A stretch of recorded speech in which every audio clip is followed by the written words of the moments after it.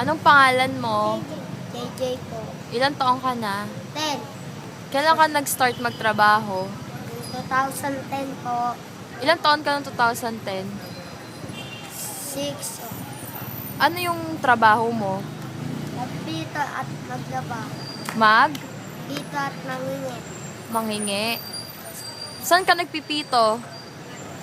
Yan lang po sa kalsada. Binibigyan ka naman nila? Opo. Pag nanghihingi ka, binibigyan ka din? Opo.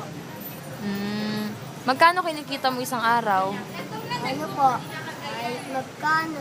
100, 100, 300. Anong ginagawa mo sa pera pag Pag bibili po ng mga pagkain at sardinas. Ano bang trabaho ng magulang mo? Lalaba po. Para kumita? Opo.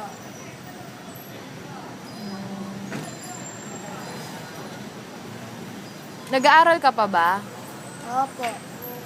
Paano yun? Nagtatrabaho ka, tapos nag-aaral ka?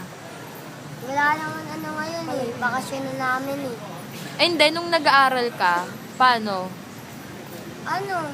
Ang umaga ako. Hapon ako dumadating. Tapos nangingi. Kapag gabi ka na umuwi, hindi ka ba hinahanap ng mami mo? Opo. Hindi ka hinahanap?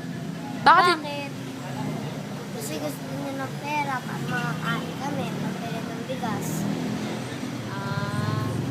Hindi ka ba nahihirapan? Hindi po. Masaya ka naman sa buhay mo? Opo.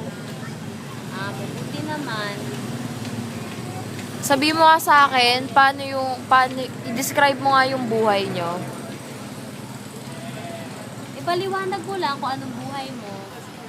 Buti. Paano mo nasabing mabuti? Maganda po.